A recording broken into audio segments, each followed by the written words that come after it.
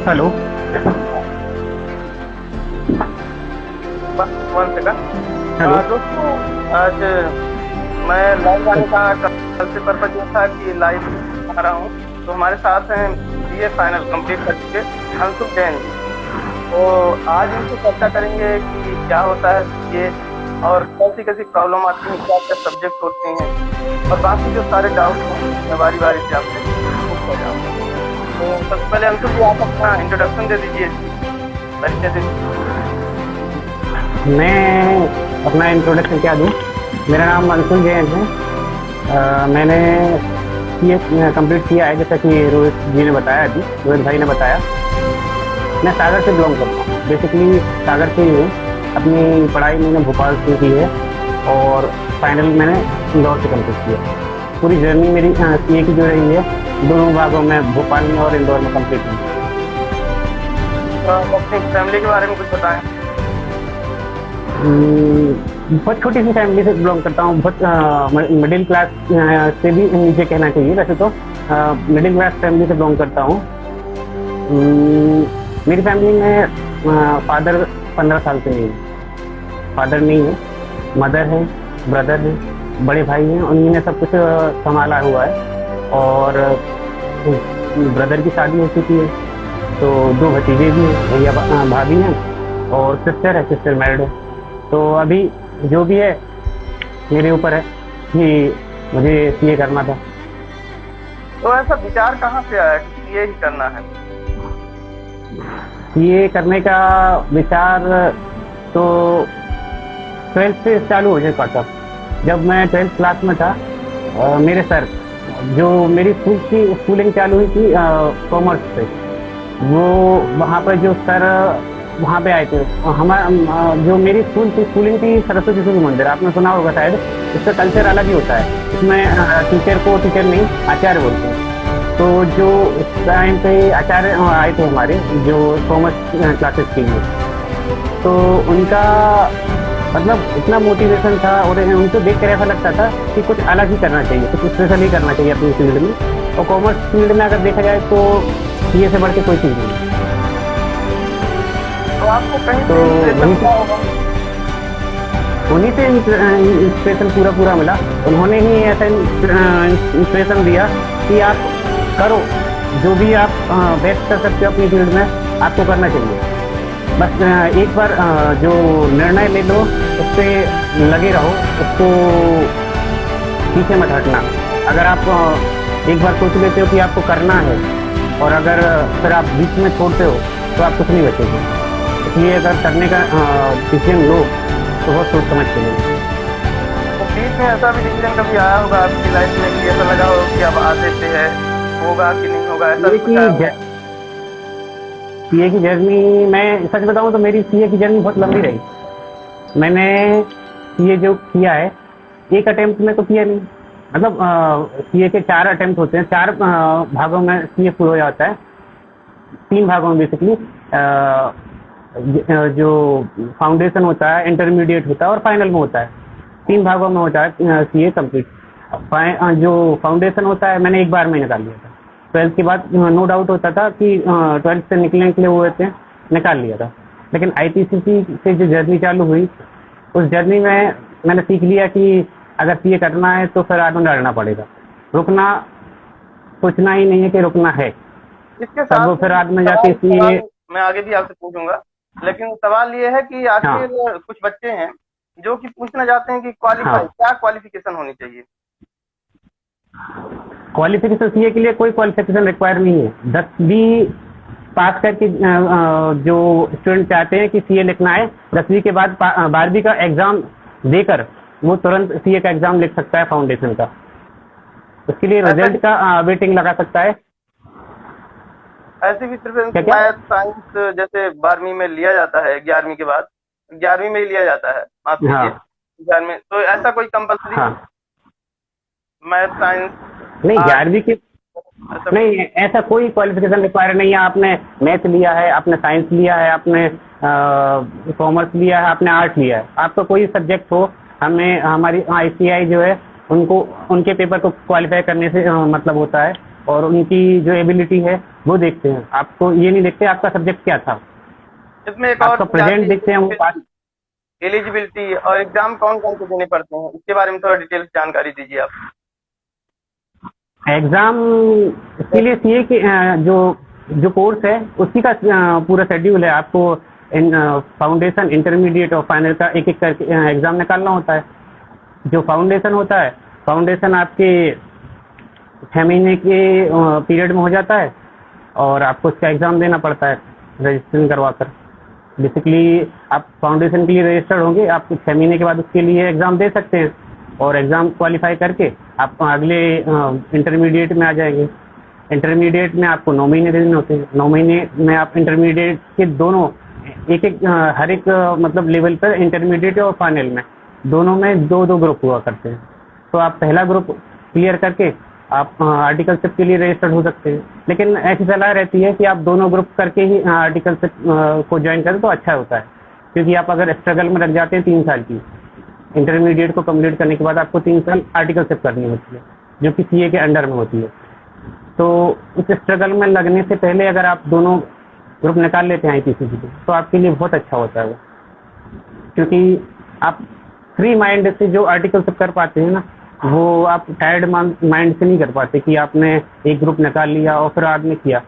हाँ, ये जरूरी नहीं है कि आप एक बार में ही निकाल लें। अगर आप नहीं निकाल पा रहे तो इसमें कोई बड़ी बात नहीं है।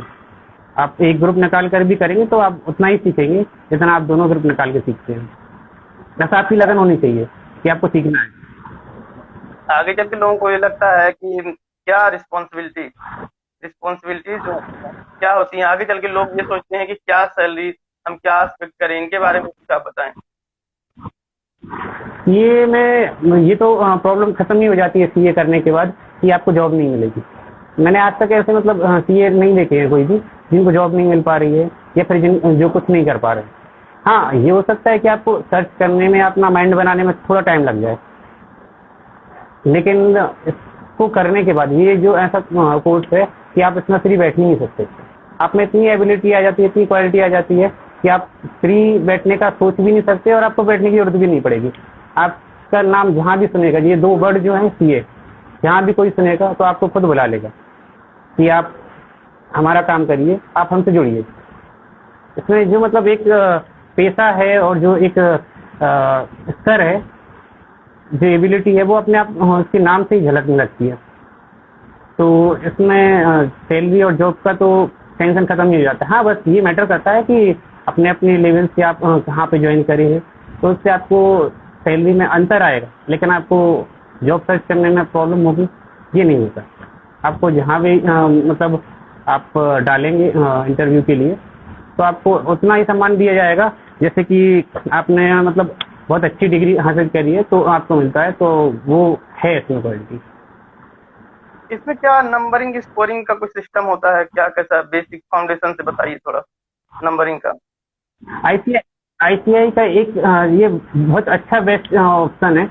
इसमें ये कोई भी ऐसा कोई नंबरिंग का मतलब जो है कि आप कट ऑफ वाला जो सिस्टम चलता है कंपटीशन में, कि आपको कट ऑफ लाना ही है, इतने मार्क्स आप लाएंगे तभी आप निकाल पाएंगे। ये रहता है इसमें कट ऑफ सिस्टम में ये होता है कि आप जो रैंक आएगी उनके बीच में आपको फाइट करनी होगी।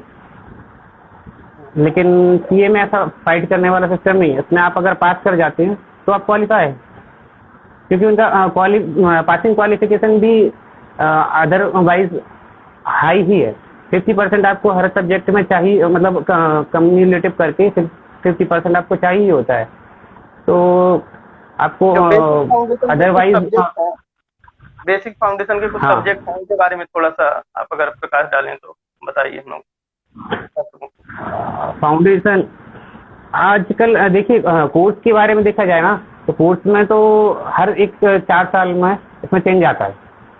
हर एक 4 साल में इसके सब्जेक्ट जो हैं उनको नए स्ट्रक्चर में डाला जाता है ताकि आप कंपटीशन में आगे बढ़ सके। ऐसा कोई राइटर जो मेरे ख्याल में कोई आईसीआई के मॉड्यूल के अलावा इसमें अगर राइटर देखा जाए ना, तो फाउंडेशन लेवल पर देखा जाए तो आईसीआई से बेस्ट कोई राइटर नहीं है। आईसीआई की जो मॉड्यूल हैं उनसे बेस्ट कोई ऑप्शन नहीं है। जो इंटरमीडिएट लेवल है उनके लिए बहुत से लोग इंटरमीडिएट लेवल है। मेरी बात हो रही है तो बहुत से लोग ये बोल रहे हैं कि ज्यादातर हाँ क्योंकि हिंदी भाषी प्रदेश है, आप मध्य प्रदेश सागर से बिलोंग करते हैं, बहुत अच्छी बात है। तो बहुत से लोग हिंदी हाँ मीडियम का प्रेफरेंस कर रहे थे, तो कह रहे थे सर से हिंदी हिंदी मीडियम के बारे में कुछ बात करिए। हिंदी मीडियम के बारे में कि ये जो है वो लैंग्वेज पे डिपेंडेंट नहीं है। आप हिंदी हैं, आप इंग्लिश हैं, इससे कोई मैटर नहीं पड़ता। आप इंग्लिश में बेटर है, लेकिन आप हिंदी हैं और ये सोचें कि मैं नहीं कर पाऊंगा या फिर ये कर भी लूंगा तो उससे कोई बेनिफिट नहीं होगा, तो ये कोई मतलब सही चीज़ नहीं है। ये करने के लिए लैंग्वेज कोई बाउंडेशन है ही नहीं। ये आप हिंदी मीडियम से भी पूरे तरह से निकाल सकते हैं। मैंने निकाला, मैं हिंदी मीडियम बेसिक है। हाँ ये बात है कि आप जो इसका सब्जेक्ट है, जिसके सिलेबस है, उसको पढ़ते पढ़ते आपको इंग्लिश मीडियम में खुद इतना कन्वर्जन हो जाएगा कि आप को ये पता नहीं चलेगा कि आपने इंग्लिश को कब कवर कर लिया। लेकिन ये लैंग्वेज कोई डिपेंड नहीं करती, कोई मैटर नहीं करती, बल्कि आप हिंदी मीडियम में तो आपको एक अलग से पावर और मिलेगी, क्योंकि हिंदी अपनी छोटी नहीं है, हिंदी ज़्यादा पावरफुल है। बस हमें लगता है कि इंग्लिश उससे कठिन है, तो वो शायद हमें कुछ मदद करेगी, लेकिन ऐसा कुछ नहीं है। इंग्लिश आपको हेल्पफुल है और सक्सेस इंटरनेशनल लेवल पर दिलाने में है। बाकी हिंदी कोई आपको बाउंडेशन नहीं देती, आपको हिंदी से ही ये करना है तो कर सकते हैं। मैंने किया है, मैं कर पाया हूँ। और ऐसा कुछ और एग्जाम्पल भी बहुत सारे बोलिए। जी, ऐसे कई और एग्जाम्पल भी हैं जो सक्सेसफुल रहे हैं। मेरे लाइफ में सीए की जो स्ट्रगल रहा है, उसमें मैंने एक बार छोड़ दिया था सोचना कि शायद अब नहीं करना चाहिए, लेकिन फिर बाद में मैंने उस टाइम पे एक जो इंस्पिरेशन में मेरे रहेंगे हिंदी के, जो जिन्होंने सीए किया है, बहुत स्ट्रगल से किया है, मैंने उनका नाम लेना चाहूँगा, सीए मुकेश राजपूत। सीए मुकेश राजपूत जी, हाँ, उन्होंने सीए हिंदी से ही निकाला और आज वो सक्सेसफुल है। अपनी खुद की प्रैक्टिस उनकी, उन्होंने जितने स्ट्रगल किए, मैंने शायद नहीं किए होंगे इतने स्ट्रगल। हाँ स्ट्रगल किए हैं, लेकिन शायद उनके जितने नहीं किए होंगे। तो सीए में लैंग्वेज डिपेंड नहीं करती, ये तो क्लियर। जैसा कि आप रूटीन क्या रहता रहा होगा, डेली प्रतिदिन की दिनचर्या आपकी क्या रहती थी जब आप स्टडी करते थे, पढ़ाई करते थे? देखिए, शेड्यूल तो इसमें बहुत ज़रूरी है। आपको स्टडी करना है तो शेड्यूलिंग करके ही करना पड़ेगी। आप अगर ये चाहें कि सीए में आपको डिवोट होना पड़ेगा, पूरा अपना समय उसी में देना पड़ेगा। आप ये सोचें कि मैंने सीए करना भी है और समय भी नहीं देना, ऐसा नहीं हो सकता। आपको शेड्यूल बनानी होगी, आपको सुबह स्टडी करनी होगी, सुबह जल्दी उठिए और जल्दी सोइए। तो early to morning early to bed वाला सिस्टम। आपका टाइम टेबल क्या रहता था? मेरा टाइम टेबल वही था, सुबह कम से कम 6 बजे अगर आप उठ पाते हैं तो अच्छी बात है। और मैं तो 5 बजे उठ जाता था, मतलब 5 बजे उठिए, आप 6 बजे तक तैयार होइए और फिर बाद में, हाँ एक चीज़ ये चीज़ है, आप शेड्यूल बनाइए लेकिन आलस मत करिए। कुछ लोग करते हैं कि आलस कर लेते हैं। शेड्यूल में मैं 6 बजे उठ गया या 5 बजे उठ गया, ठीक है। आप सोचेंगे कि मैं पहले एक काम करूं, पहले पढ़ लूं, फिर बाद में मयन करूंगा, फिर बाद में ब्रश करूंगा और फिर बाद में नहाऊंगा या फिर बाद में फ्रेश होऊंगा, तो ये आपका सिस्टम गड़बड़ जाएगा। क्योंकि सीए में पढ़ने से ज़्यादा उसको रिटेन करना जरूरी है। आप पहले उठिए, अपना बेसिक जो फ्रेश होने का जो आपका मयन ब्रश है, आप पूरे नहा के बैठेंगे ना तो आपका माइंड बहुत चलेगा, और वो इतना जरूरी है। आप पहले अपनी दैनिक क्रियाओं को पूरा कर लीजिए, फिर बाद कितना समय लगेगा। आप 5 बजे उठे, आप आधे घंटे में पौने घंटे ले लीजिए, चलिए ठीक है, पौने घंटे ले लीजिए। बाकी अगर आपने नहा धोकर आप पूरे फ्रेश होकर बैठे, तो आप सोचिए कि आप 3 घंटे अगर फिर बाद में रूटीन में पढ़ेंगे तो आप 5:30 बजे से या 6 बजे से कितने 3 घंटे तक 9 बजे तक पढ़ेंगे। और अगर आप वहाँ पर ये थोड़ा सा आलस कर लेते हैं कि 6 बजे आप 5 बजे आप उठे और थोड़ा बहुत आलस करके आप बैठे रहे कि चलो हम 8 बजे तक से 8 बजे तक पहले पढ़ लिया फिर बाद में करेंगे, तो आपको ना वहाँ पे रिटेंशन मिलेगी और ना आगे की जिंदगी मिलेगी। क्योंकि आपका जो पेट है उससे आपका मस्तिष्क जुड़ा होता है। आप अगर फ्रेश मतलब आप जो फ्री माइंड से बैठेंगे ना, तो आपको जो रिटेन होगा, जो समझ में आएगा, वो आपको वैसे समझ में नहीं आ सकता है, ये तय बात। हाँ, ये जरूर आप कर सकते हैं कि आप सुबह उठिए। मतलब रूटीन में आपको बता दूं थोड़ा सा, रूटीन के बारे में आपने बहुत अच्छा पॉइंट पूछा है। बिल्कुल, बहुत जरूरी है। अक्सर बच्चे भटक जाते हाँ, हैं। आप भटक जाते हैं। आप ऐसा कर सकते हैं, सुबह के लिए आपने जो 5 बजे का उठाया, या फिर चलिए ठीक है आप 6 बजे उठा लीजिए, कोई बड़ी बात नहीं है। ऐसा नहीं है कि आप 5 बजे उठेंगे तभी जाके आप सक्सेस हो पाएंगे। अच्छी बात है अगर 5 बजे उठिए, लेकिन 6 बजे उठते हैं, मान के चलिए आप 6 बजे उठते हैं, ठीक है। तो आप 6 बजे उठ के अपना पहले दैनिक क्रिया पूरी करिए। दैनिक क्रिया पूरे करने के बाद में आप मान लीजिए 6:30 बजे से दैनिक क्रिया पूरी होने के बाद में आप 3 घंटे या 2 घंटे, आपकी जितनी भी कैपेसिटी है, आप अपनी कैपेसिटी के हिसाब से देखिए कि आप 2 घंटे रेगुलर बैठ पाते हैं। तो आप कुछ अपना नाश्ता जो अगर मैं अपना बताऊं, पर्सनली बताऊं, तो मैं नाश्ते में ये नहीं करता था। हाँ, जैसे हार्ड चीज़ें, पोहा, समोसा, ये चीज़ें बिल्कुल नहीं करता था। ड्राइड फूड, अगर आप ड्राइड फूड को आप जो फूली होती है ना, जो पानी में गलाई हुई, अगर आप वो यूज़ कर पाए ना, तो सबसे अच्छा वो ही ऑप्शन है।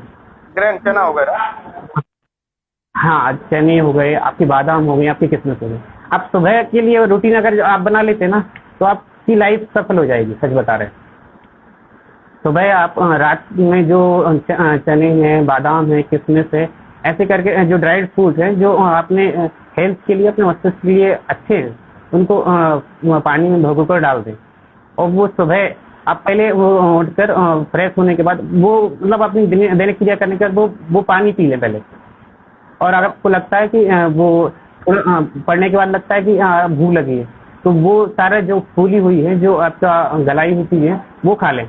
अब बाहर की चीज़ें, मतलब जो तली हुई, ये पकी हुई चीज़ें हैं, वो ना खाएं, अवॉइड करने की कोशिश करें उनको। क्योंकि आपको खाने से क्या चाहिए होता है, आपको खाने से मानसिक और शारीरिक शक्ति चाहिए होती है, तो उनमें सारी की सारी चीज़ें होती हैं। आप तली भुनी चीज़ें अगर सुबह से खाएंगे तो आपके पेट में वो जाएंगी और आपको वो क्षमता नहीं देंगी जो आपको ये फूली हुई नेचुरल चीज़ें देंगी।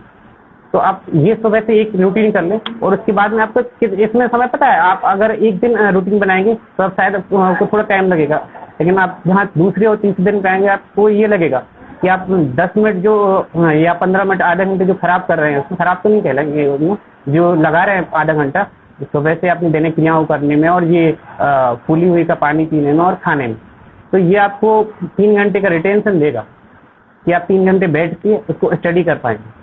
और अगर आपने पहली बार में 1 घंटे भी पढ़ा, उसके बाद में आपने जो अपना फूला हुआ था वो खाया, आपको चलो आपका नाश्ता हो गया, अब उसके बाद में आपने 2 घंटे और पढ़ा, तो आपकी 3 घंटे की ये हो गई। अब आप सोचिए कि आप सुबह 6 बजे उठे थे और आपने मान के चलिए बैठ गए, या अगर आप फ्रेश होकर आए, आपने दैनिक क्रिया किए बगैर आप पढ़ने बैठते हैं, तो आपको सुबह से नींद जरूर आएगी। ये आप 90% केस में पूछ सकते हैं कि आपको सुबह से बगैर नहाए धोए अगर आप पढ़ने बैठ जाते हैं किताब के सामने, तो आपको नींद जरूर आएगी, और जो आपको समझ में आ रहा होगा वो भी शायद आपको ना आए।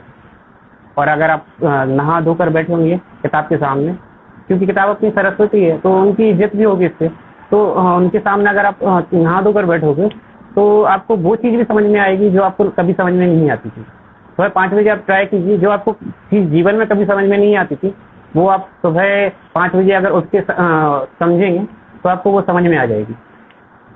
ऐसा आप कोई भी ऐसे अपनी योग का भी कुछ योगदान लाइफ में आपके?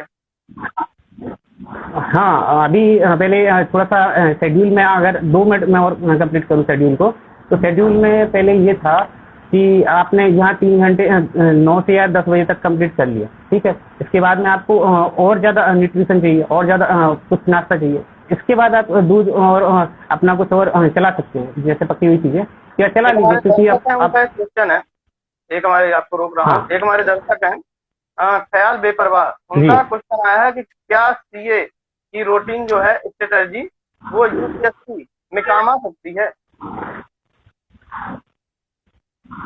ये की जो स्ट्रेटजी है तो वो क्या यूपीएससी में काम आ सकती है? देखिए, यूपीएससी अपने में अलग चैलेंज है, वो भी इसी लेवल का है, उसमें भी का पड़ाव वाइज जाना पड़ता है। पहले आप शायद उनका मैसेज आ रहा है, बता रहे हैं कि सर प्लीज बताइए, है ना। हाँ, यूपीएससी में इसके सिलेबस का या इसकी डिग्री का तो मैटर नहीं करता। आप डिग्री से अगर कहें कि सीए किया है बंदे ने और यूपीएससी क्वालिफाई करने चाहता है, तो इससे वो बेनिफिट तो उसको कोई अलग से नहीं मिलेगा डिग्री का। हाँ, लेकिन उसको जो एबिलिटी है उसकी खुद में सीए करने की जो क्षमता आई है और उसने जो क्लियर किया है उससे ज़रूर बेनिफिट मिलेगा। और रहा सवाल कोर्स का, तो कोर्स ऑफ सिलेबस में देखा जाए तो कंटेंट इसके अकाउंट, टैक्स, ऑडिट और फाइनेंस, इकोनॉमिक्स और आजकल अभी फाउंडेशन में इसमें जनरल अवेयरेंस भी शामिल कर दिया गया है। जनरल अवेयरेंस, इंग्लिश वगैरह सब इसमें शामिल कर दिया गया है सीए के कोर्स में। तो आजकल तो देखा जाए तो इसमें बहुत बेनिफिट मिलेगा और कई स्टूडेंट करते हैं। सीए के बाद मेरे कई दोस्त हैं जिन्होंने यूपीएससी का सोचा है और टारगेट यही बनाया है कि सीए के बाद यूपीएससी करें, क्योंकि इससे ये नहीं कि आप सीए में आप ये सोच रहे हैं कि सीए में यूपीएससी करने के बाद मतलब यूपीएससी करने से आपको कुछ अच्छा मिल रहा है इसीलिए कर रहा है ये, या फिर आपको सीए से सक्सेस नहीं मिल रही इसलिए कर रहे हैं। आप सीए कर चुके हैं, सीए के बाद में यूपीएससी से आप गवर्नमेंट में जाते हैं, तो आपका रेपुटेशन जो बनेगा ना, वो जो रेपुटेशन बनेगी वो अलग ही होगी। जो आपकी नॉलेज होगी और जो आपकी रेपुटेशन होगी वो सबसे ज़्यादा हाई लेवल की हो जाएगी। हाँ, नॉलेज का दायरा जो है बढ़ जाएगा, बहुत ज़्यादा बढ़ जाएगा आपका नॉलेज का दायरा। इससे कोई बाउंडेशन आने वाली नहीं है कि सीए में आप हर आदमी और कुछ नहीं कर सकते। आप सब कुछ करिए, आप फ्री हैं। ऐसा कभी ऐसा जिंदगी में आया जैसे आपने लंबे समय तक तैयारी की, तो ऐसा कभी लगा कि यार छोड़ देना चाहिए, अब बहुत हो गया, छोड़ देना चाहिए, उम्र भी ज्यादा हो रही है, छोड़ देना चाहिए, ऐसा कभी? और डिमोटिवेशन जो आता है बच्चों में, अक्सर थोड़ा सा प्रयास किया, 1-2 बार अटेम्प्ट दिया, इसके बाद नहीं हुआ तो छोड़ने की तैयारी में आ जाते हैं।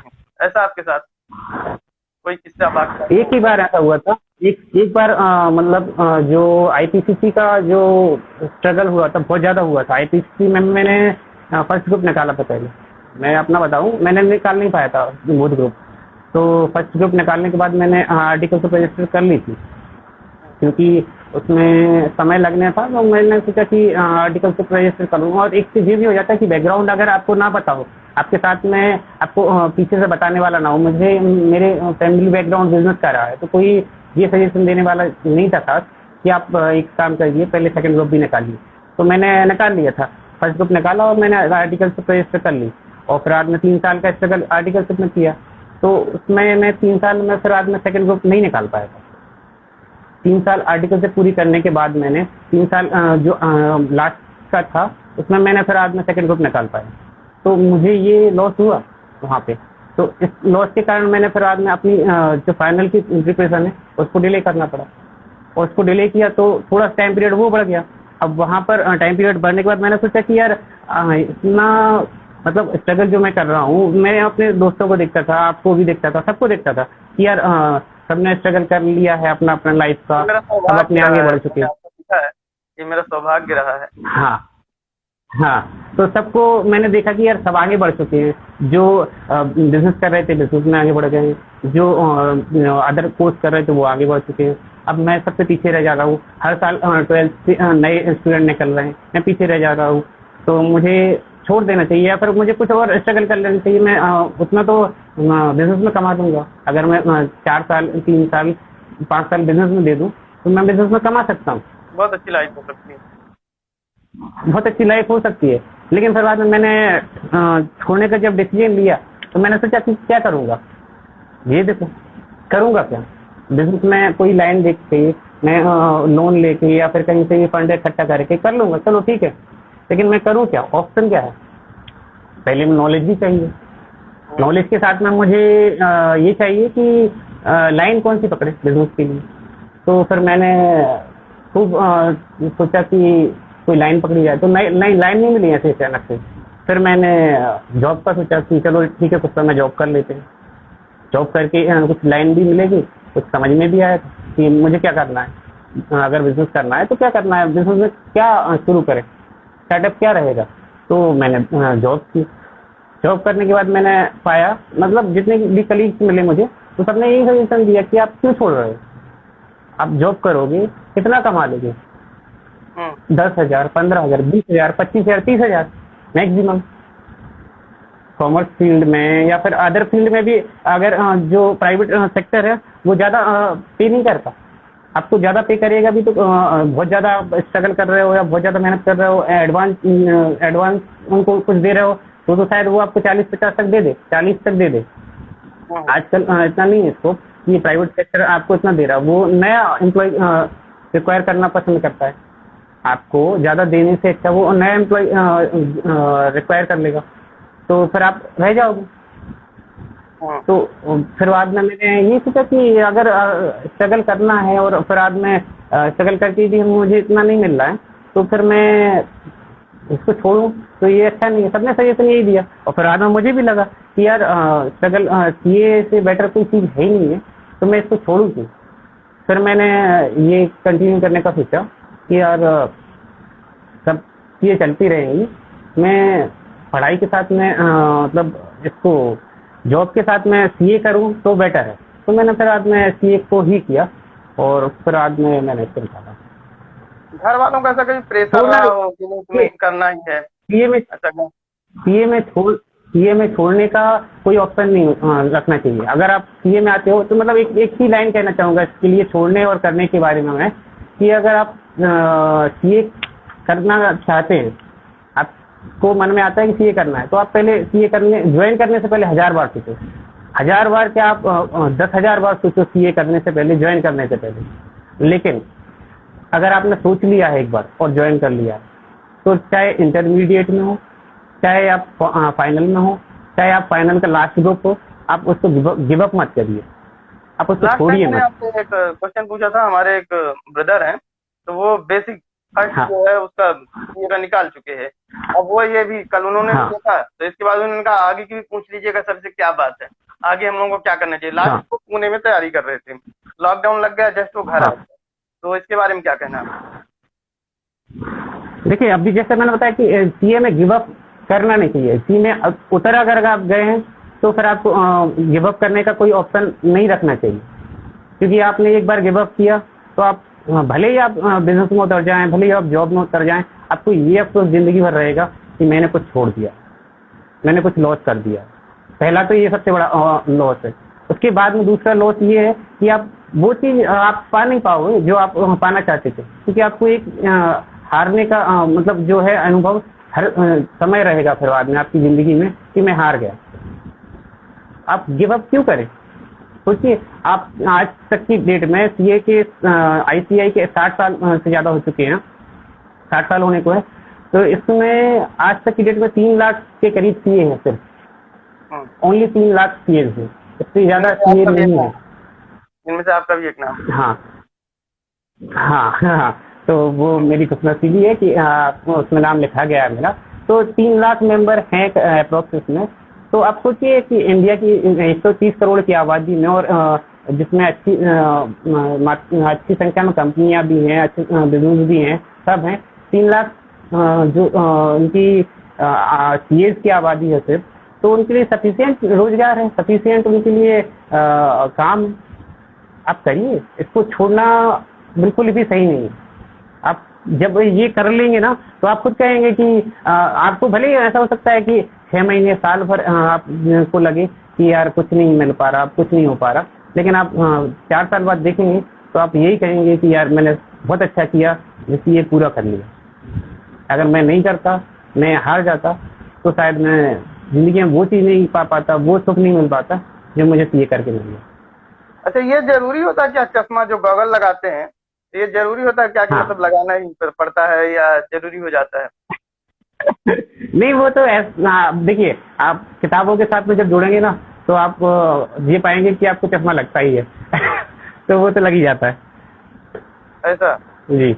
एक और सवाल कई आ रहे हैं, लेकिन सवाल मैं चाहता हूँ कि बिल्कुल लास्ट में मैं जो डाउट्स हैं, साथ ही कुछ लोगों को ये लगता है जैसे इंटरव्यू वगैरह बड़ी कंपनियों में आप दे रहे हैं जैसे, तो उसके लिए कम्युनिकेशन के लिए बहुत जरूरी है, ऐसा क्या?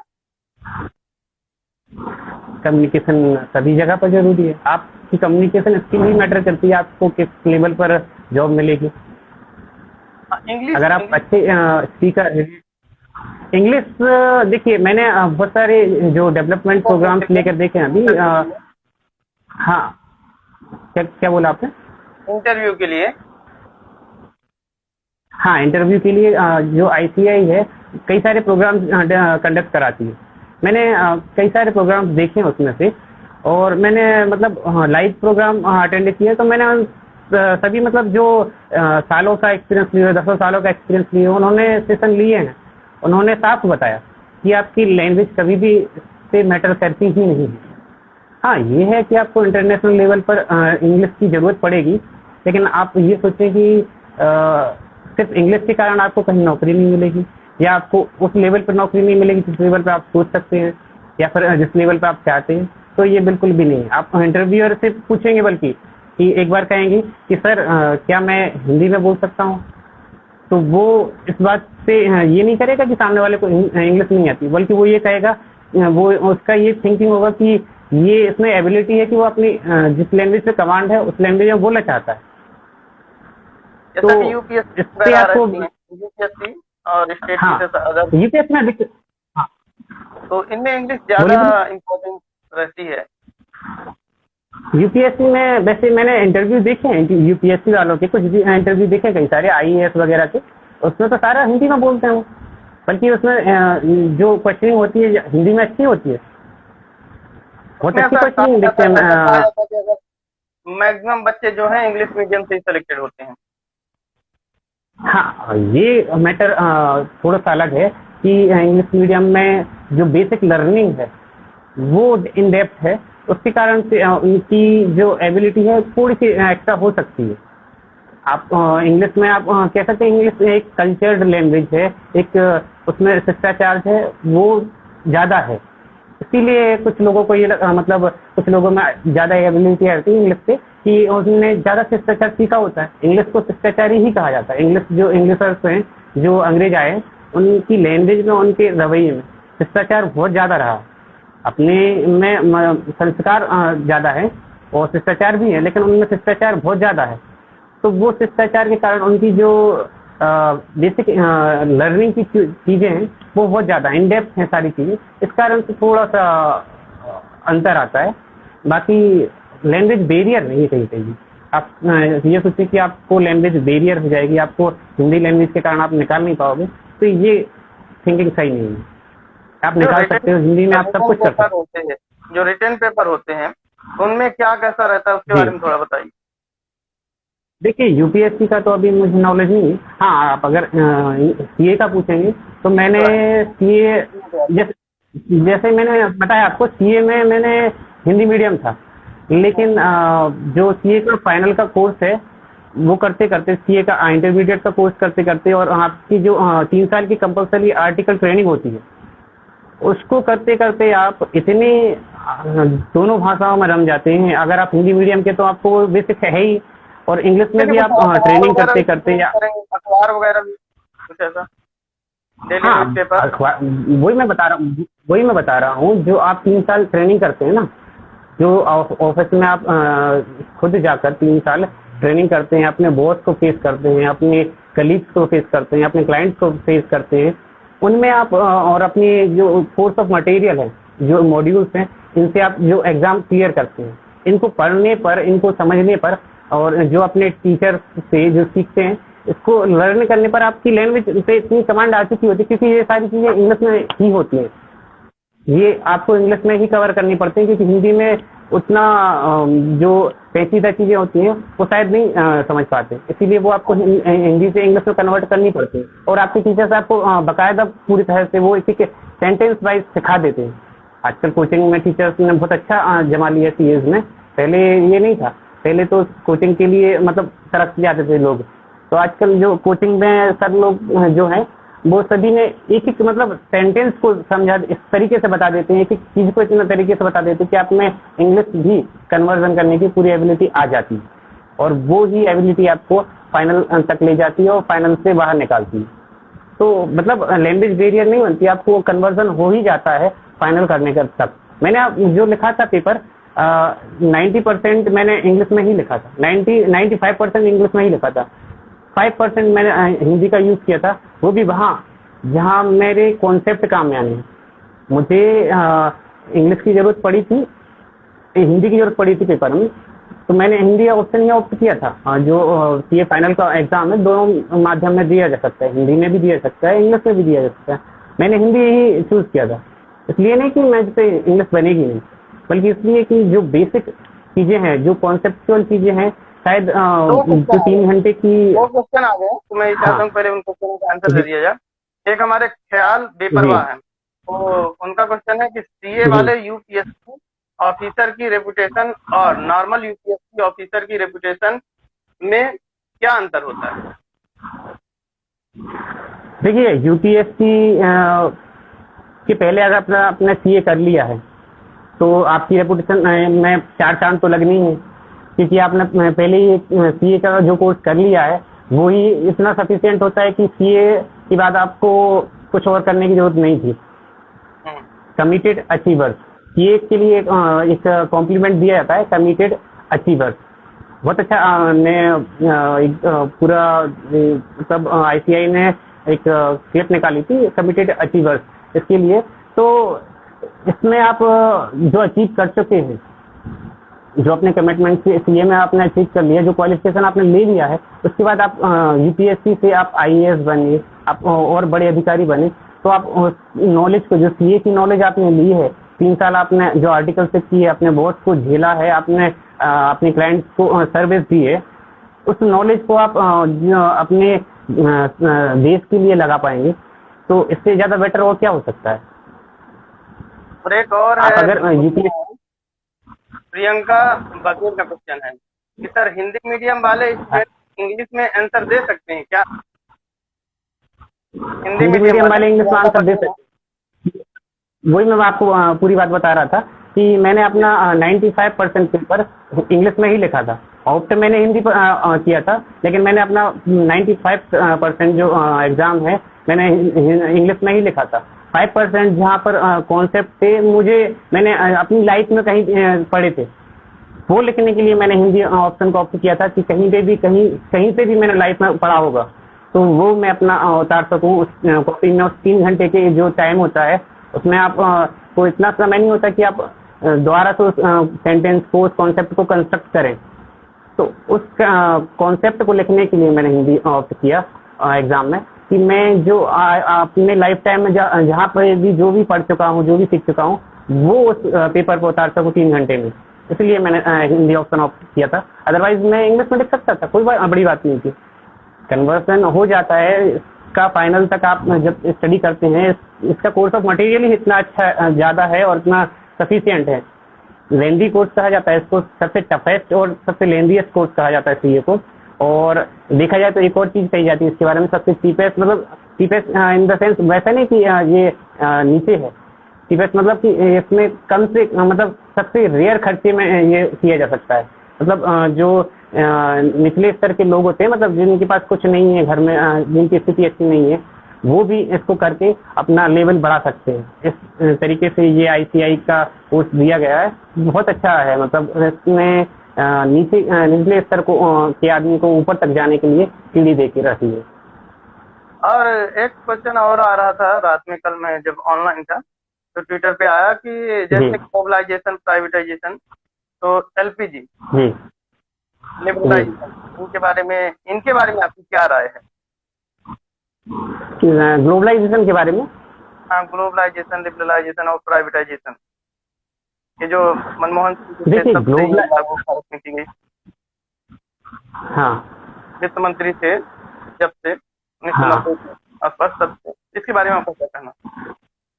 कल का एक क्वेश्चन है। देखिए ग्लोबलाइजेशन और कॉर्पोरेटाइजेशन और प्राइवेटाइजेशन, देखिए अगर आप प्राइवेटाइजेशन पे जाते हैं तो इससे बेनिफिट तो हो रहा है, देखने के लिए हो रहा है। मेरे थिंकिंग प्राइवेटाइजेशन पे नहीं है। अगर आप जो मैनेजमेंट, अगर आप गवर्नमेंट की कंपनी कमा नहीं पा रही है या सरवाइव नहीं कर पा रही है, गवर्नमेंट ये क्यों नहीं सोच पाती कि प्राइवेट सेक्टर को अगर वो बेच देगी। आप सोच के देखिए, आप रेलवे का, मतलब पर्टिकुलर डिपार्टमेंट में वैसे नहीं जा रहा हूँ मैं, लेकिन कहने के लिए एग्जांपल दी, रेलवे, टेलीफोन वगैरह वगैरह, इन कहीं पे भी किसी भी सेक्टर में आप जाके देख लीजिए, टेलीफोन सेक्टर में या फिर टेलीकम्युनिकेशन सेक्टर में जाके देख लीजिए, कि BSNL या चलो पर्टिकुलर नाम ना लिया जाए, अच्छा है कि प्राइवेट सेक्टर उसी चीज में कमा रहा है और गवर्नमेंट सेक्टर नहीं कमा रहा। तो ये कहीं ना कहीं मैनेजमेंट का फॉल्ट है, कहीं ना कहीं मैनेजमेंट का फॉल्ट है। तो इस कारण से बेचना सही नहीं है मेरे ख्याल से, बेचना नहीं चाहिए उनको। उनको मैनेजमेंट में कंस्ट्रक्शन रिकंस्ट्रक्शन करना चाहिए।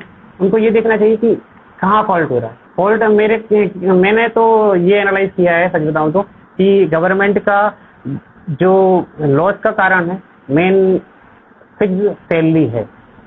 उनको इस चीज को रिकंस्ट्रक्शन करना जरूरी है कि गवर्नमेंट का जो बेसिक रेवेन्यू है, जो गवर्नमेंट सेक्टर की कंपनियां हैं, उनका मतलब बहुत सारा जो पार्ट है वो सैलरी में बढ़ जाता है और उनको वो आउटपुट नहीं मिल पाता है। प्राइवेट सेक्टर उसी चीज से आउटपुट निकाल लेता है और सर्विस दे देता है और कमा लेता है। तो प्राइवेटाइजेशन अगर सक्सेस का या ग्रोथ का अगर रीजन समझे तो ये मैं नहीं समझता। मुझे ये सही नहीं लगता कि प्राइवेटाइजेशन कोई भी सक्सेस का या ग्रोथ का कुछ लोगों का कारण बन नॉर्मली सकता है। मानना ये हाँ, होता है कि जैसे चार्टर्ड अकाउंटेंट जो है, सीए, उनका बेसिक काम जो रहता है, बेसिक काम में बैलेंस शीट बनाना और एफ रिटर्न फाइल करना और डेबिट करना। इसके अलावा उनको इससे आगे थोड़ा और अगर जानकारी हो कि सीए के और क्या क्या काम ये होते देखिए, हैं ये और बहुत क्या क्या काम होते अच्छा हैं, आपने तो ज्यादा बेटर। ये बहुत अच्छा क्वेश्चन पूछा कि लोग यही सोचते हैं कि सीए मतलब बैलेंस शीट या सीए मतलब टैक्स या सीए मतलब रिटर्न। हाँ जो जो जो जिसको रिक्वायरमेंट रहती है वो उनका वही सोचना रहता है कि वही सीए का मतलब है। लेकिन सीए का मतलब सिर्फ इतना सा नहीं है। सीए का मतलब एक पूरा कल्चर है, पूरा प्रोसेस है, पूरा एक अपनी स्ट्रगल है और पूरी एक उनकी अलग ही लाइफ हो जाती है। लाइफ प्रोफेशन है सीए, जिसमें आप एक बिजनेस के फॉर्मेशन से लेकर उस बिजनेस की ग्रोथ, उस बिजनेस की सक्सेस और उस बिजनेस के जो कंप्लायंस होते हैं, जो उस बिजनेस के लिए लीगल रिक्वायरमेंट होती हैं, उन सबको पूरा करता है।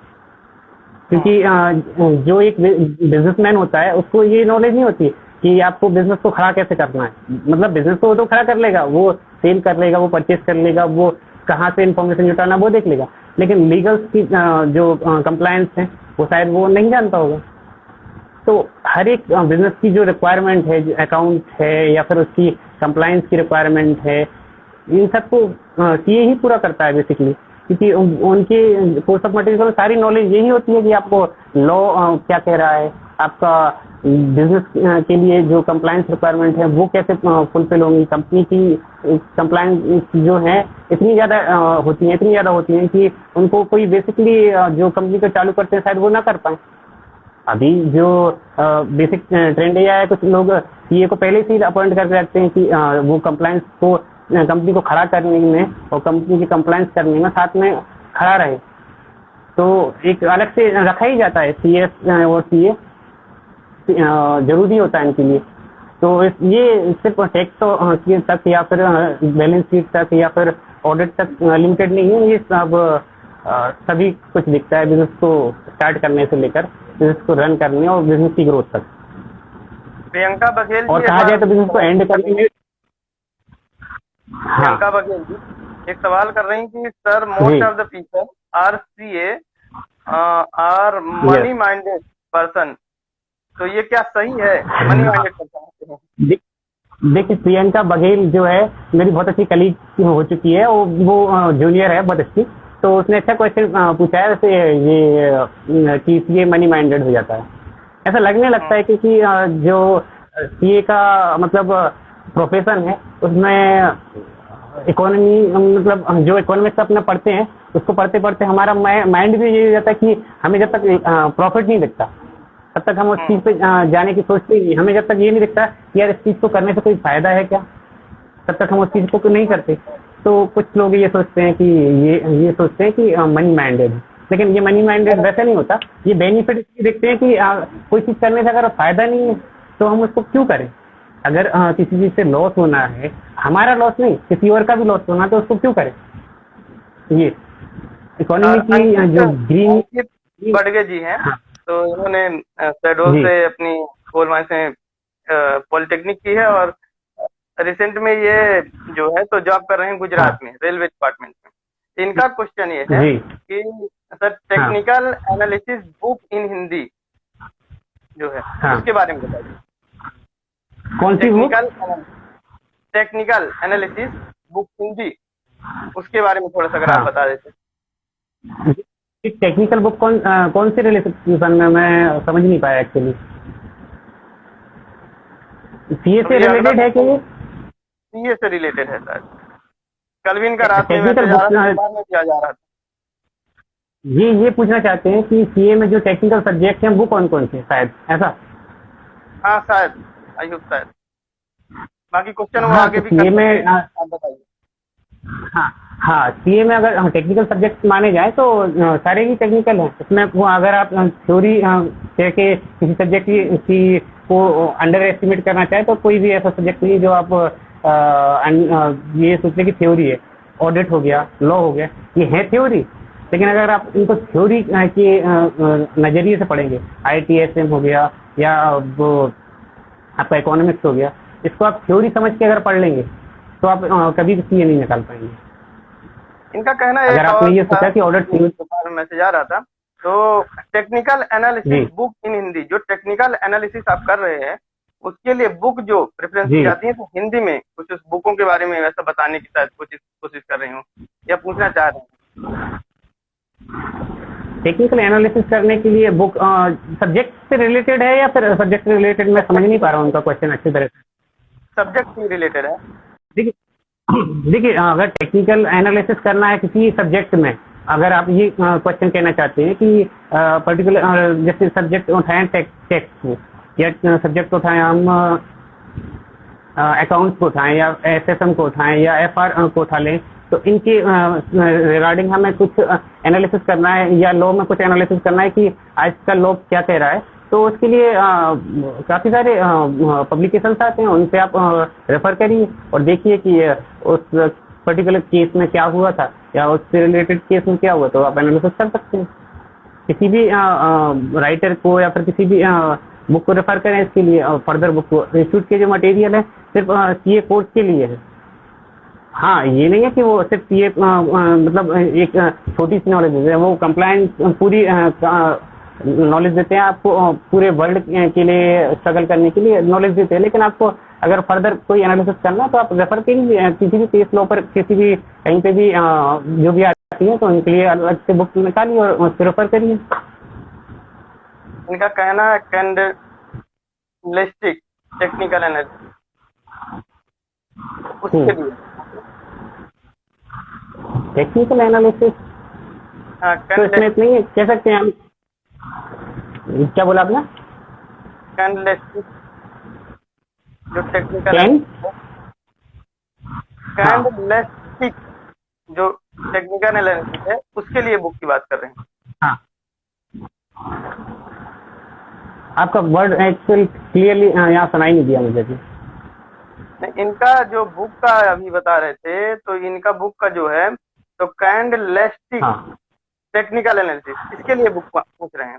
अगर आपको इसके बारे में जानकारी है बता दीजिए, नहीं तो फिर आगे चलते। नहीं, देखिए सीए के लिए अगर जैसे बेसिकली मैंने अभी सीए किया है, मैंने यूपीएससी किया नहीं है, तो कॉम्पिटिशन की बुक जो होती है उनके बारे में मुझे नॉलेज नहीं है, सच बताऊं तो। हाँ, अगर सीए के लिए आप एनालिसिस किसी भी सब्जेक्ट में, किसी भी केस में आप एनालिसिस करना चाहते हैं तो उसमें पर्टिकुलर केस लॉज के लिए बुक्स आती हैं, तो आप उसके लिए रेफर कर सकते हैं उनको। इसके लिए अलग से कोई ऐसी राइटर की बुक नहीं है जो आप किसी पर्टिकुलर राइटर सोच लें कि ये राइटर ही है, यही देते हैं। आप किसी को भी मतलब किसी भी केस लॉ को पकड़ सकते हैं और केस लॉ के बेस पर आप कहीं से भी सर्च कर सकते हैं। अंकित जी, आप मुझसे डायरेक्ट कांटेक्ट कर सकते हैं, डीएम कर दीजिएगा, मैं पूरी हाँ, जानकारी इसके लिए आप एक काम करिएगा, मेरे इंस्टाग्राम से या फिर व्हाट्सएप से आप कांटेक्ट कर सकते हैं पर्सनली कि आप किस रिलेशन में पूछना चाहते हैं। हाँ बिल्कुल बिल्कुल। और कुछ लोगों का ये कहना रहता है कि जो सीए है तो इसमें जो इनका अंकित जी का लास्ट क्वेश्चन था, तो इसमें ये था कि एनालिसिस के लिए अच्छी बुक जो टेक्निकल में हो, तो उसके बारे में कोई राइटर का नाम सजेस्ट करिए अगर हो तो, अगर नहीं है तो कोई दिक्कत नहीं है, ऐसा बोल सकते। किसी सब्जेक्ट के लिए पूछ रहे हैं आप या सभी सब्जेक्ट के लिए? सभी सब्जेक्ट के लिए। सभी सब्जेक्ट के लिए बेसिकली वैसे आजकल जो कोचिंग्स हैं, जो टीचर्स हैं, वो अपने नोट्स सफिशिएंट दे देते हैं, प्रोवाइड कर देते हैं अपने लिए कि आपको इतना ही कंटेंट पढ़ना है। और सभी जो राइटर्स, जो टीचर्स हैं, ऑथर हैं, वो अपना इतना स्टडी मटेरियल सफिशिएंट देते हैं जो आपके लिए इसी कोर्स के लिए सफिशिएंट है। पर्टिकुलर किसी टीचर का नाम अभी लेना या फिर ऑथर का नाम लेना तो शायद सही नहीं है। आप पर्टिकुलर नाम अगर चाहते हैं तो आप मुझे इससे अलग से कांटेक्ट कर लें, कोई दिक्कत नहीं है, मैं बता दूंगा। लेकिन हाँ, ये है कि आप अगर स्टडी जो इंस्टीट्यूट के मॉड्यूल हैं उनका कोर्स देख लेते हैं, आप किसी भी राइटर को, किसी भी ऑथर को या फिर किसी भी टीचर को लीजिए और साथ में अपने इंस्टीट्यूट के मॉड्यूल को देखिए कि इंस्टीट्यूट के मॉड्यूल का कोर्स क्या कंप्लीट कर रहे हैं कि नहीं। अगर वो पूरा कवर करते हैं तो ठीक है, अदरवाइज वो ठीक नहीं है। पर्टिकुलर नाम में सिर्फ उसमें जी एक क्वेश्चन और आ रहा है कि जी वो होम लोन और पर्सनल लोन में इतना ज्यादा डिफरेंट क्यों होता होम लोन और पर्सनल लोन, देखिए होम लोन जो है कि आप किसी प्रॉपर्टी को रख पाएंगे तो आपको बेसिकली वो कम इंटरेस्ट में मिल जाएगा। लेकिन आप पर्सनल लोन लेंगे तो आपको थोड़ा सा इंटरेस्ट ज़्यादा लगेगा उस पर। और पर्सनल लोन पे आपकी सिक्योरिटी कम ही होती है। आपका जो रेपुटेशन है उसकी बेसिस पे होता है, वो आपके बिजनेस पे होता है। बिजनेस कोई एग्जिस्टिंग तो है नहीं है, लीगल एक फॉर्मेशन है, तो उस पर इंटरेस्ट ज़्यादा होता है बेसिकली, और कुछ नहीं। उस पर सिक्योरिटी लेवल अलग होता है और होम लोन पे सिक्योरिटी लेवल अलग होता है। इससे ज़्यादा उसमें कोई ज़्यादा डिफरेंस नहीं है वैसे। और सीए में एक और क्वेश्चन आ रहा है, अगला क्वेश्चन कि एसेट, सर एसेट क्या होता है? एसेट एसेट ये किसका क्वेश्चन है वैसे? ये हमारे पास जो है तो कल रात में मैसेज आया था, तो मैंने कहा था मैं जरूर अच्छा, वो डिफाइन कर दीजिए देखिए, थोड़ा सा। वो मुझे लगता है कोई भी आप कर रहे हैं इसलिए शायद वही तो मैं सोच रहा हूँ। देखिए ये क्लास तो नहीं चल रही है वैसे अपनी, लेकिन अगर उसने पूछा है तो मैं ये कह सकता हूँ कि आपकी कोई भी असेट आपके लिए, मतलब कोई भी जो आप फ्यूचर में आपको हेल्पफुल रहे ग्रोथ के लिए, और कहते हैं ना डीप डेफिनेशन में जाए तो 1 साल से ज़्यादा की लाइफ लॉन्ग हो और आपके लिए फ्यूचर में वो काम आए, तो आपकी असेट है। नहीं, अगर जो आपको फ्यूचर में काम नहीं दे सकती वो असेट नहीं है। और एक जैसे यूपीएससी वगैरह में यूपीएससी है और स्टेट पीसीएस है, तो इसके अलावा जो एक क्वेश्चन आता है लोगों के दिमाग में कि यूपीएससी है जैसे तो ऑनलाइन स्टडी ज्यादा चल रही है इस समय, तो सीए के बारे में आपका क्या कहना है? सीए के बारे में, सीए में जो है ये आप कोरोना का जो पेंडेमिक देख रहे हैं, इसमें काफी सारी जो कोर्सेज हैं ऑनलाइन की थीम पे आ चुके हैं, लेकिन सीए तो उसके पहले ही आ चुका था 2018 और देखा जाए तो 16 और 17 से। मतलब जो मैक्सिमम टीचर्स हैं ऑनलाइन पे ही कराए थे, क्योंकि सीए का कोर्स है जो रिक्वायरमेंट ऐसी है उसकी कि जो स्टूडेंट है वो 3 साल जो आर्टिकल से ट्रेनिंग होती है उसके बीच में उनको अपना फाइनल की क्लासेस पूरी करनी होती है। तो उस जर्नी के लिए उनको स्ट्रगल बहुत ज़्यादा रहती है कि आर्टिकल सिर्फ कहाँ पर है, किस लोकेशन पे उन्हें क्लासेस ज्वाइन कर ली, उनको क्लासेस छोड़नी पड़ रही है। इसलिए वो पहले से ही स्ट्रगल करके टीचर्स ने इसको ऑनलाइन प्लेटफॉर्म पे लेके आ चुके थे। अभी तो ऑनलाइन में भी एडवांसमेंट आ चुकी है, तो ये तो पूरा ऑलमोस्ट ऑनलाइन में कन्वर्ट हो चुका है।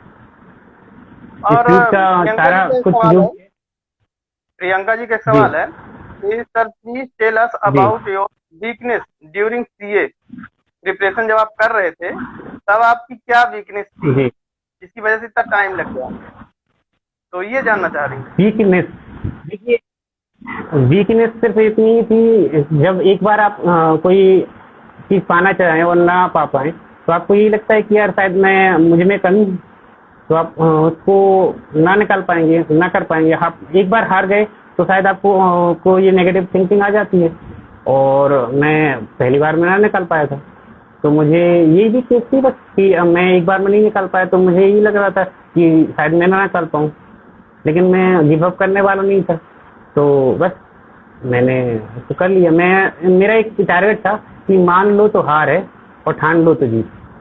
तो क्या? बस इसी सेंटेंस के लिए, हाँ, मान लो तो हार है, वरना ठान लो तो जीत।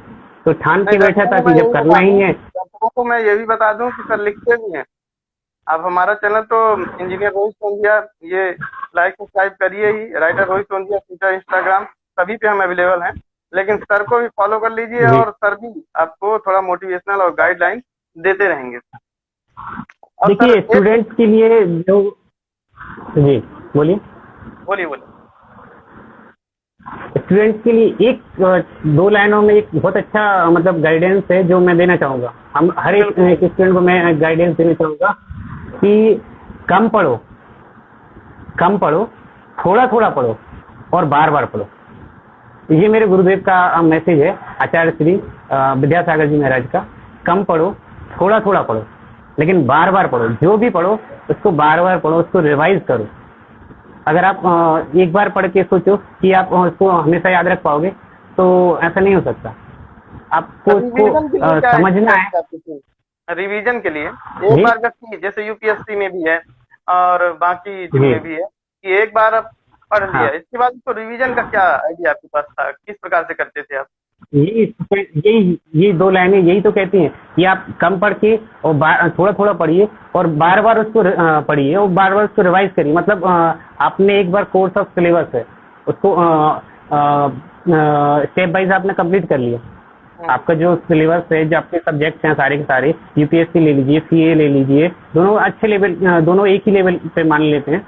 तो आप उनका जो कोर्स ऑफ सिलेबस एक बार आपने कंप्लीट कर लिया, स्टेप वाइज आपने कंप्लीट कर लिया, तो आप वो उसको कंप्लीट करने के बाद आप देखेंगे, तुरंत ही देखेंगे आपने जो स्टार्टिंग में पढ़ा था वो शायद आपको पता भी नहीं कि आपने पढ़ा भी था कि नहीं पढ़ा था। हम्म, तो मैटर यही करता है कि आप पहले एक बार पढ़ लीजिए पूरा, फिर आप उसको रीड करने के बाद अनरीड कर दीजिए।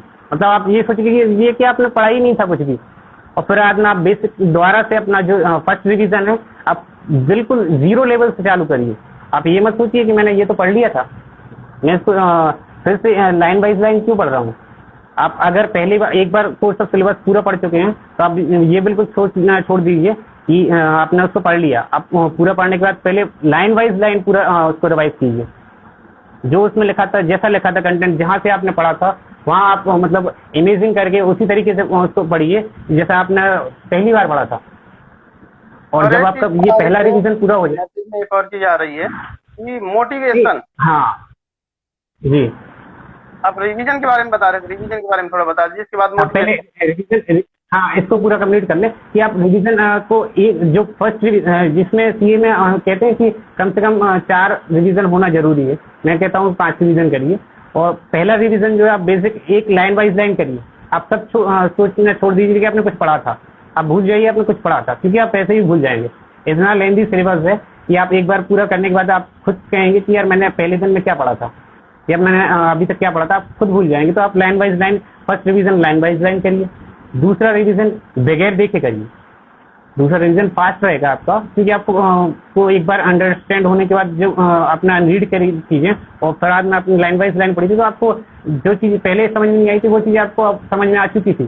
तो अब आप उसको जब तीसरे नंबर का दूसरे नंबर का रिवीजन आएगा, अभी फर्स्ट नंबर का लाइन वाइज लाइन आया था, दूसरा नंबर का जो आपका रिवीजन है उसमें आप ऐसा कर सकते हैं कि बगैर देखे करें। जो आपने पढ़ा है, जो आपको याद है, उसको बगैर देखे पढ़ें। आप ये सोचने छोड़ दें कि आपको कितना बनेगा कितना नहीं बनेगा। आप बिल्कुल फेयर आप अपने माइंड से निकाल दें कि आपको कितना बनेगा। आप ये देखिए, हाँ, जो भी बन रहा है मैं बगैर देखे करूँगा।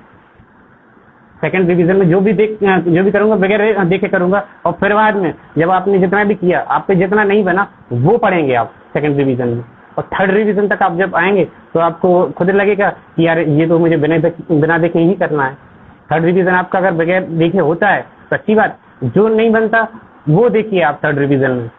और फिर बाद में जो सेकंड रिवीजन था, सेकंड रिवीजन में आप पहले ही मार्क कर लीजिए जो आप पे नहीं बना था, वो आप पहले मार्क कर लें सेकंड डिवीजन में कि हम मुझ पे ये चीजें नहीं बनी, पढ़ी थी एक बार पढ़ी, दूसरी बार पढ़ी लेकिन नहीं बनी, तो वो चीजें पहले एक अलग कलर के पेन से, अलग कलर के हाईलाइट से आप मार्क कर लीजिए कि मुझ पे ये चीजें नहीं बनी।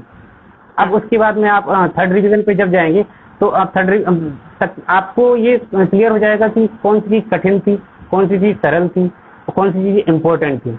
सर ने बताया होगा, टीचर्स ने बताया है, आपको खुद में जो आपने टेस्ट सीरीज लगाई होगी, जो टेस्ट दिए होंगे, आपको ये समझ में आ जाएगा कि यार इसमें से क्या इम्पोर्टेंट था। तो अब थर्ड रिवीजन में आपको ये करना है। वैसे तो बेसिकली आप सेकंड रिवीजन में ही कर लेंगे और फर्स्ट रिवीजन में ही कर लेंगे, सर आपके टीचर आपको करवा देंगे, लेकिन बाय द वे नहीं करवाया। तो आप थर्ड रिवीजन तक आपको ये करना है कि जो उसमें से इम्पोर्टेंट कंटेंट था उसको या तो आप अलग से लिख पाए तो बेस्ट ऑप्शन है। अगर आप अलग से नहीं लिख पाते, टाइम कम है, तो आप उसको जो इम्पोर्टेंट कंटेंट है उसको अलग से मार्क जरूर कर लें। वही आपका लास्ट जो फाइनल का एग्जाम रहेगा, फाइनल मतलब फाइनल एग्जाम रहेगा, वो आईपीसीसी का हो या फाइनल का हो, सीए फाइनल नहीं कहला सर, जो आपका आईपीसीसी का या किसी भी लेवल का हो, तो आपको वही कंटेंट आपका हेल्प करेगा। क्योंकि जो इजी चीजें थी वो तो आप पे बन ही जाएंगी, लेकिन जो टफ चीजें थी आप वो ये भूल जाओगे कि मुझे ये पढ़नी भी थी। तो टफ चीजें और इम्पोर्टेंट चीजें थर्ड रिवीजन तक निकल के आपको पास आ जाएंगी। अब फोर्थ रिवीजन में आपको सिर्फ टफ चीजें और इम्पोर्टेंट चीजें पढ़नी है, और पांचवें रिवीजन में आप फिर तो आपकी ऑटोमेटिक गाड़ी चालू हो जाएगी, तो आपको कुछ करना ही नहीं है। हाँ, ऑटो रोड पे आ जाएंगे। एक क्वेश्चन और है। पहला क्वेश्चन तो इसमें ये आता है, कल रात में ही आ गया था, तो मैं सारे क्वेश्चन डाउन करके रखा था, पूछेंगे सर से। और तो एक क्वेश्चन ये है कि मोटिवेशन क्या जरूरी है नहीं है, पहला। और दूसरा इसमें है कि अगर आप मोटिवेशन कहाँ से आप पाते थे, मतलब किसको इंस्पिरेशन ऐसा मान लेते थे, कहाँ से पाते थे आप मोटिवेशन, तो आप सतत इस पे चलते रहे। कई लोग पीछे घूमने वाले, देखिए पीछे धकेलने वाले तो बहुत सारे रहते हैं। सभी ये कहते हैं कि यार छोड़ो, समय हो रहा है, आप कुछ और देखो, अच्छा करो, इसमें आपको कुछ कमाई नहीं हो रही है, आपको सिर्फ नंबर के साथ खेलने को मिल रहा है, आपको उसमें नंबर्स में आपको कुछ अर्निंग नहीं है, आपकी लाइफ नहीं है। मुझे पता है, लेकिन इसमें जो मुझे इंस्पायरेशन देने वाले हैं, जो मेरे आगे खड़े हैं, जो इस जर्नी में, जो इस प्रोफेशन में आगे खड़े हैं, वो मुझे ये बताते हैं कि यार इस जर्नी को करने के बाद, पूरा करने के बाद आपकी लाइफ क्या है, पूरा ना करने पर और करने के बाद आपकी लाइफ क्या है, वो जो आगे खड़े हैं वो मुझे बताते हैं कि यार इसको करने में ही आपको फायदा है, पहली बात। और दूसरी बात, आप इंस्पिरेशन कह रहे हैं कि किसने आपको फोर्स किया कि आप करें, तो मुझे बेसिकली अगर मैं कहूँ तो मेरी मदर, वो शुरू से लगी रही कि आपको ये करना ही है। वैसे मेरी इच्छा थी कि करना है, लेकिन उनका रहा है कि आपको करना ही है। मेरी मदर का, सिस्टर का, और मेरे फैमिली में भी सभी यही कहते थे कि आप करो, पहले ये कर लो, फिर बाद में लाइफ में करना ही है। और मेरा भी यही सोचना था कि यार लाइफ में करना तो है ही, आपको जीवन भर करना है, कुछ ना कुछ तो करना ही है, जॉब करनी है, बिजनेस करना ही है। तो आप पहले एक ऐसी चीज हासिल कर लो जिससे आप कुछ भी करो तो आपका एक नाम तो रहे। आप अगर कुछ भी शुरू करने जाओ तो आपको देखा जाए अलग से कि यहाँ कोई कुछ करना चाहता है। तो ये एक मोटिवेशन स्टार्टिंग रहा, लेकिन ये मोटिवेशन सिर्फ सफिशिएंट नहीं था, ये तो मोटिवेशन उनकी तरफ से था। अपने आप को मोटिवेट रखना जरूरी है।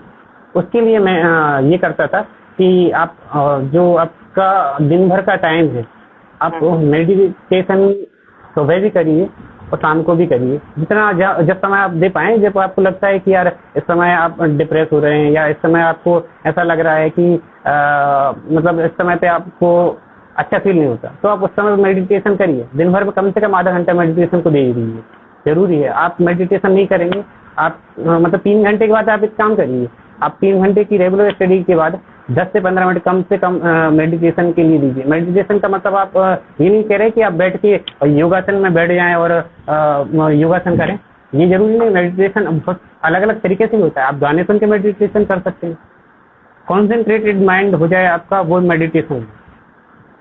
सुबह का मेडिटेशन होता है कि जो आप योगासन में बैठ लेते हैं, योगासन करते हैं, कपालभाति करते हैं, आप ब्रह्मनाद करते हैं, आप ओमकार करते हैं। ये आपके सुबह से मेडिटेशन करने के तरीका है, ये आपके माइंड की एक्सरसाइज के लिए अच्छे हैं, करिए, ये जरूरी है। लेकिन आप दिन भर में जो आप 3 घंटे रेगुलर स्टडी करिए, उसके बाद में आप थक जाते हैं।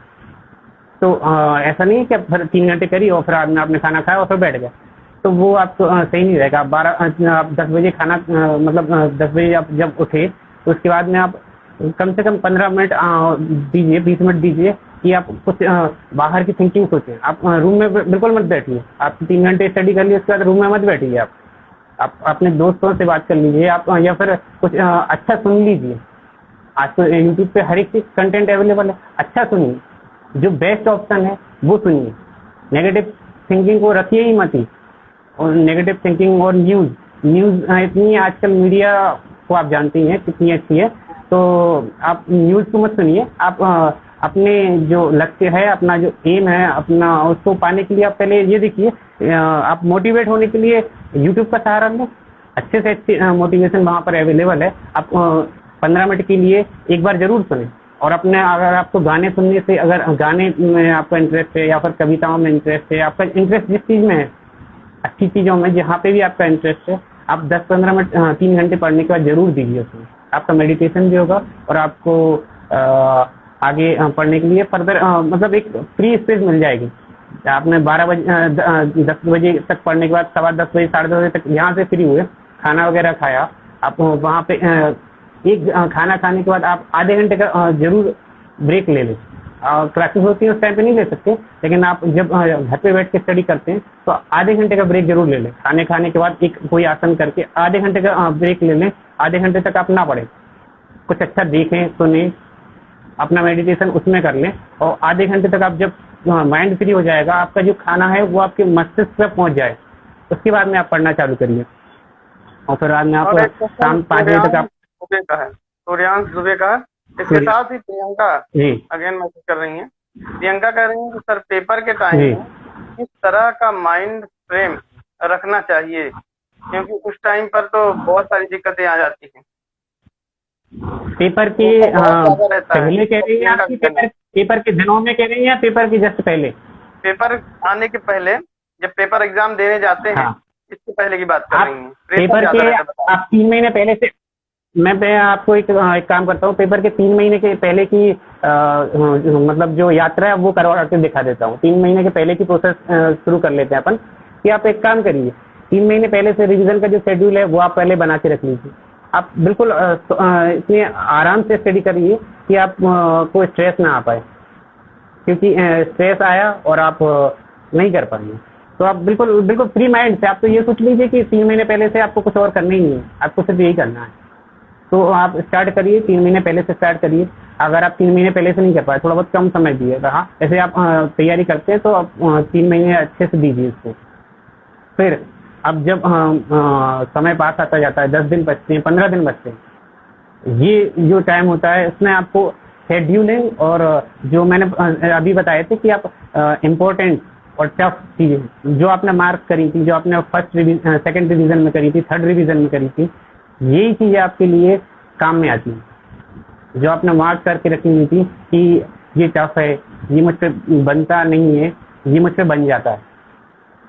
अब आपको 10 दिनों में यही करना है कि जो आपने जो बनता था पहले नंबर, सबसे पहले वही करना है। आप ये सोच लेते हैं सभी कि यह जो टफ है और जो इम्पोर्टेंट था पहले मैं वही पढ़ूंगा, फिर बाद में बाकी से पढ़ूंगा। ये बिल्कुल मत करिए। जो आप पे बनता था, बेस्ट बनता था, आपने जब एग्जाम के पास आने पर 1 महीने बचा, तो आप पहले नंबर वो कीजिए जो आप पे बेस्ट आप पे बनता था। सबसे पहले वही स्टार्ट करिए, सबसे पहले वही स्टार्ट कीजिए जो आप पे बेस्ट बनता था, उसको बगैर देखे आप कर डालिए। और फिर बाद में आप जी आपका मतलब हाथ को, हाँ, आपका जो हाथ रमा होता है ना, वो अपन कहते हैं कि गाड़ी को कुछ दूर तक चल जाती है, फिर बाद में वो अच्छे से चलने लगती है। तो आप पहले गाड़ी को रमा कर लीजिए, अपने हाथ को रमा कर लीजिए। सरल चीज से जो आप पे बनती थी उससे आप रमा कर लीजिए, अपने कॉन्फिडेंस को बिल्डअप कर लीजिए कि यार ये तो मुझसे बन गया, ये तो मुझसे अच्छे से आ रहा है, तो अब मैं कर सकता हूँ। तो आप उसके बाद में जो कठिन चीजें निकालेंगे वो भी आपको आसान लगेंगी और वो भी आपको समझ में आएंगी, क्योंकि आपने जो सरल चीजें थी उनसे कॉन्सेप्ट को बिल्डअप कर लिया द्वारा। तो आप वो पहले सरल चीज़ों को कर लीजिए, जो आप पे बनती है, बेस्ट ऑप्शन में बनती है, वो चीज़ें कर लीजिए। फिर आप टफ चीज़ों पे आ जाइए, इंपॉर्टेंट चीज़ों को जो आपने नोट डाउन किया था, वो आप चीज़ कर लीजिए। हाँ, आप 10 दिन बचेंगे, तब आप सिर्फ बाद में इतने बिल्डअप हो जाएंगे कि आप सिर्फ इंपॉर्टेंट चीज़ें पढ़ लें, तो आप शायद अपना काम कर सकते हैं। तो वो 10 दिनों में आपको इतना बचाना है मेरे ख्याल से कि आप इम्पोर्टेंट चीज़ें पढ़ पाएँ। ये है, मैंने तो ऐसे ही किया था कि सूर्यांश दुबे का जी, इसमें ये कह रहे हैं कि सर कंसंट्रेशन कैसे करें? कंसंट्रेशन मैंने अभी बताया ना, आप मेडिटेशन के ऑप्शन अपने अपने आप से ही तलाश करिए। आपको ये देखिए आपको कहाँ किस चीज़ में सुकून ज़्यादा मिलता है। आपको गाने सुनने में सुकून मिलता है, आपको कविताएं करने में सुकून मिलता है, आपको गिटार बजाने में सुकून मिलता है, आपको क्रिकेट खेलने में सुकून मिलता है। क्रिकेट ज़्यादा हो जाएगा, टाइम ज़्यादा लग जाता है, वो मत खेल लीजिएगा। लेकिन मतलब आपको कोई छोटा मोटा गेम है वो खेलने में, ये जो ऑनलाइन होते हैं ना ये मोबाइल पे, ये बस मत खेलिए। आप जो फ्री माइंड से जो चीज़ें कर सकते हैं वो कोई भी चीज़ करेंगे ना वो मेडिटेशन में आ जाएगी, जिससे आपको माइंड की स्पेस बढ़े, आपको फ्रीनेस आए, जिससे वो आपके मेडिटेशन में आएगी। हाँ, सुबह का मेडिटेशन आप कह सकते हैं कि आप डामरी प्राणायाम करिए, आप ब्रह्मनाद करिए, आप कपालभाति करिए। इसके लिए 15 मिनट दीजिए आप ब्रह्मनाद के लिए, कपालभाति के लिए और धामली प्राणायाम। शायद आप इसके लिए ना जानते हो, सरस्वती शिशु मंदिर के जो स्टूडेंट होंगे वो इसको समझ गए होंगे, धामली प्राणायाम। और मैं उस स्कूल था इसलिए उससे निकल जाता है कि इस चीज़ के कल्चर बहुत अच्छा था, तो निकल जाता है कि उसमें ये चीज़ें बेसिकली पहले आप जब स्कूल पहुंचेंगे ना तो आपको ये एक क्वेश्चन इसी सूर्यांश का इसी क्वेश्चन में से है कि सर हाँ। निगेटिव थिंकिंग भी बहुत आती है जब स्टडी करने बैठता हूँ तो। बहुत आती है, पर मैं तो ये कहूँगा कि जब मैं मतलब पेपर के लिए, मैंने क्या बताया ना आपको, मैंने एक बार में नहीं निकाल पाया था, मैंने फाइनल निकाला था अपनी स्टडी के साथ में, मैंने जॉब भी करी थी। तो जॉब करते करते मैंने किया था और मेरे पास प्रेशर भी था कि यार करना है कि नहीं करना है, क्योंकि समय ज़्यादा हो रहा है और आपके पास करने के लिए टाइम तो वही है, आपकी जो लाइफ है वो तो उतनी ही है, आप समय लगा रहे हैं। तो मेरे पास ऑप्शन था कि मैं कुछ और करूं। तो ये नेगेटिव थिंकिंग आती है, पता है आप जब स्टडी करने बैठते हैं तभी आपके मन में आता है, क्योंकि ये जो कोर्स है इतना तो इकोनॉमी से जुड़ा हुआ है कि आपको लगता है उसके अंकगणितों को सोचकर, उस जो आप सब्जेक्ट में पढ़ेंगे ना, कोई भी सब्जेक्ट उठा लेंगे, एसएफएम उठा लेंगे, मैं सब्जेक्ट पे आ जाता हूँ, एसएफएम उठा लेंगे, उसमें कोई भी बिजनेस के बारे में आप क्वेश्चन पढ़ेंगे तो यार आपको लगेगा कि यार शायद मैं ऐसा बिजनेस कर सकता था, या मैं कुछ एक काम करूँगा, स्टार्टअप उठाऊँगा, एग्जाम दे लूँ फिर स्टार्टअप उठाऊँगा, एग्जाम देते ही स्टार्टअप उठाऊँगा। तो यार एक काम करो ना, एग्जाम हो जाना तो तब तक बिल्कुल मत सोचो कि आपको कुछ करना है, आपको सिर्फ यही करना है, यही आपकी लाइफ है, यही आपका एम है, इसको पूरा कर लो। फिर बाद में आप सोचना, अभी सोचो ही मत उस चीज़ को। आप सोचो कि अगर आप ये क्वेश्चन पढ़ के आपको इतनी अच्छी थिंकिंग आ रही है तो आप जब ये कर लोगे तो कितनी अच्छी थिंकिंग आएगी। ये बिल्कुल ये है, पॉजिटिव एटीट्यूड रखना जरूरी है। और ये मेनली कुछ बातें ऐसी आ जाती हैं कि ऐसा कुछ कहना है कुछ लोगों का कि कुछ ये कह रहे हैं कि ऐसा जब आदमी सीए का फाइनल एग्जाम क्रैक कर चुका होता है तो कुछ लोग डरने लगते हैं क्या? ऐसा कुछ लोग डरने लगते हैं क्या? किस तरीके से डर लगते हैं मतलब? कि अब ये सीए हो गए हैं तो कुछ लोग डरने लगते हैं क्या? ऐसा भी कुछ होता है क्या? हाँ, कुछ लोग को ये लगता है, कुछ लोगों को ये लगता है कि यार अब सीए हो गए, अब हमें रेपुटेशन के साथ में कमाना है, रेपुटेशन के साथ में करना है, प्रोफेशन में कुछ करना है। तो ये जरूरी नहीं है कि आप सीए के साथ, सीए करने के बाद आप सिर्फ जॉब ही करोगे या सीए करने के बाद आप सिर्फ प्रैक्टिस ही कर पाओगे। आप बिजनेस करो, सीए के बाद आप बिजनेस करेंगे अगर तो आपकी रेपुटेशन अलग ही रहेगी।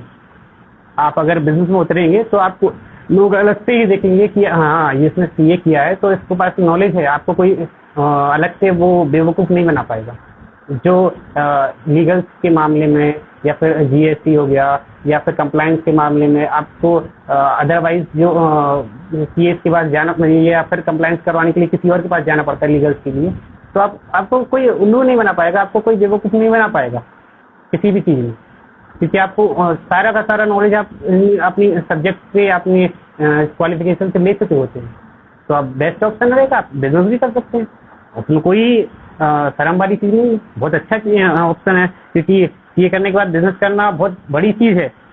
अगर सीए करने के बाद आप बिजनेस करते हैं तो आपको सक्सेस जरूर मिलेगी। मेरे ऐसे कई मतलब आगे वाले जो सीएज हैं उनने कई बार इंस्पिरेशन में मुझे ये सलाह दी है कि ये जरूरी नहीं है कि जॉब ही, ये जरूरी नहीं है कि बिजनेस प्रैक्टिस ही है, ये बिजनेस भी कर सकता है, ये नेता भी बन सकता है, अच्छा लीडर भी होता है। आप शायद ऑफलाइन जा रहे हैं।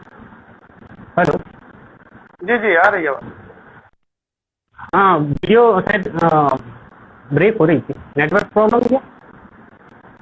हाँ मुझे हेलो। लग रहा है नेटवर्क की प्रॉब्लम है। तो हाँ। बाकी सर कल अगले नेक्स्ट डे का भी मैं आपका टाइम ले लूंगा और इसके बाद मैं डिस्कस कर सकता हूँ। तो अच्छा, आपका नेटवर्क शायद प्रॉब्लम आ रहा है कुछ। नेटवर्क प्रॉब्लम थोड़ा, क्या बारिश हो हेलो। रही है यहाँ पे तो थोड़ा दिक्कत आ रही है। नेक्स्ट डे कभी अगर हो सके तो, क्योंकि अभी नेटवर्क की प्रॉब्लम आ रही है।